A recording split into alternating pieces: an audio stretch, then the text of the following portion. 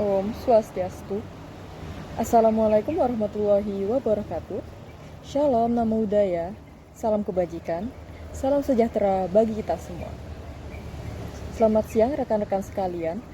Izinkan saya memulai dengan sebuah pertanyaan yang mungkin sedikit mengusik nurani kita. Bagaimana mungkin kita sebagai salah satu pusat populasi muslim terbesar di dunia justru tertinggal dari negara-negara tetangga yang sumber dayanya jauh lebih terbatas? Bersama saya, Navara Livia Damayanti, mari kita usut tuntas permasalahan ini.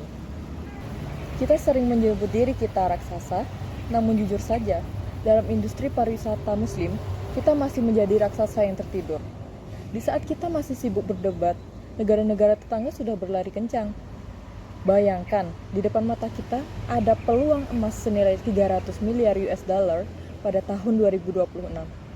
Ini bukan sekedar angka di atas kertas. Ini adalah rezeki besar bagi bangsa kita yang tidak boleh kita biarkan lewat begitu saja hanya karena kita ragu untuk melangkah. Selama ini, hambatan terbesar kita bukanlah kurangnya keindahan alam, melainkan kacamata yang kita gunakan. Kita sering terjebak dalam perdebatan ideologis dan politik identitas yang melelahkan. Ada kekhawatiran bahwa wisata ini akan mengikis budaya lokal atau bersifat eksklusif. Akibatnya, kita hanya menjadi penonton saat negara lain memanen hasilnya. Mari kita luruskan beberapa hal agar kita memiliki pemahaman yang sama. Poin pertama, wisata ini bukan soal mengislamkan destinasi atau menghapus tradisi lokal. Sebaliknya, ini adalah cara kita memperkuat kedaulatan ekonomi tanpa kehilangan jati diri. Poin kedua, ini bukan hanya soal menyediakan masjid. Wisatawan modern mencari ekosistem layanan yang menjamin keamanan batin, sekaligus kenyamanan fisik yang berstandar dunia. Poin ketiga, perdebatan yang tidak perlu hanya akan membuat kita tertahan, sementara pasar dunia terus bergerak dinamis. Untuk memenangkan persaingan, kita perlu melakukan perubahan haluan yang cerdas. Kita mulai menggunakan istilah Muslim Friendly Tourism atau pariwisata ramah wisatawan muslim. Mengapa? Karena istilah ini lebih inklusif, terbuka, dan mampu meruntuhkan tembok stigma.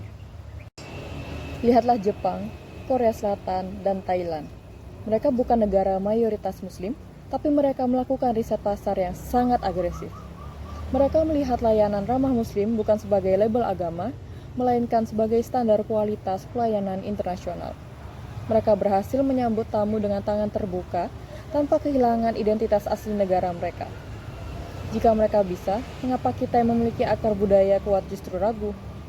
Perubahan istilah ini adalah jembatan untuk merangkul keberagaman etnis dan agama di Indonesia agar kita semua bisa bergerak serentak. Kita perlu mengenalkan kembali konsep halalan toyiban dalam bahasa yang lebih membumi. Selama ini kita terlalu fokus pada aspek halal atau hukumnya saja, dan sering melupakan aspek toyib, yaitu kebaikan, kesehatan, dan kemurnian kualitas. Nilai toyib inilah yang sebenarnya menjadi bahasa universal. Dalam dunia internasional, inilah yang disebut dengan Sustainable Development Goals atau standar pembangunan berkelanjutan. Konsep kita tentang menjadi penjaga bumi sangat sejalan dengan etika lingkungan global. Menjaga kebersihan destinasi adalah amanah kita kepada semesta, termasuk juga makanan yang bersih dan sehat adalah hak semua manusia, bukan hanya umat muslim. Dengan membingkai wisata ini sebagai standar kebaikan untuk semua, kita mengubah narasi yang tadinya dianggap tertutup menjadi narasi pembangunan global yang etis dan bertanggung jawab. Bagaimana kita meyakinkan dunia bahwa Indonesia adalah tempat terbaik? Kita butuh kepastian standar dan sentuhan teknologi. Kita bisa belajar dari Malaysia yang memiliki stabilitas dalam kebijakan pariwisatanya sehingga mereka bisa tumbuh secara konsisten. Disinilah peran penting standar yang jelas. Sertifikasi dari LPPOM MUI bukan hadir untuk mempersulit, melainkan sebagai paspor bagi produk dan layanan kita agar diakui dan dipercaya oleh dunia. Selain itu, kita harus memanfaatkan teknologi digital seperti AI dan Big Data. Bayangkan, wisatawan bisa mengecek kebersihan fasilitas ibadah atau kehalalan makanan melalui ponsel mereka secara langsung. Teknologi adalah alat untuk memberikan ketenangan pikiran. Standar kita bukan lagi sekedar ada bangunannya, tapi bagaimana higienitas dan pelayanannya benar-benar berkualitas tinggi. Rekan-rekan sekalian, transformasi ini bukan hanya soal mengejar angka statistik kunjungan. Ini adalah soal membangun ekonomi yang punya ruh. Dalam dunia yang semakin bising, ketenangan spiritual telah menjadi komoditas yang sangat mahal. Inilah yang kita tawarkan kepada dunia. Dampak sosialnya pun juga nyata. Melalui sertifikasi yang sistematis bagi UMKM, kita menciptakan lapangan kerja yang bermartabat bagi masyarakat lokal. Wisata Muslim friendly adalah motor penggerak kesejahteraan yang menghapus sekat-sekat perbedaan dan memberikan manfaat bagi seluruh lapisan masyarakat tanpa terkecuali. Sebagai penutup, saya ingin menyampaikan sebuah keyakinan. Jika kita mampu menyelaraskan amanah tradisi dengan inovasi teknologi dan keterbukaan budaya, maka pariwisata kita akan menjadi model pembangunan dunia yang melampaui sekat-sekat agama.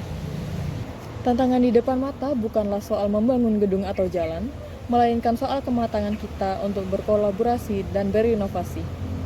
Wisata Muslim Friendly adalah manifestasi dari universal tentang kebaikan, kebersihan, dan kemanusiaan.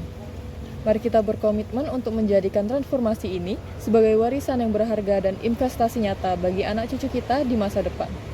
Mari kita bangun masa depan pariwisata Indonesia yang lebih ramah, lebih berkualitas, dan lebih sejahtera. Saya Nafara Livia Damayanti mengucapkan terima kasih.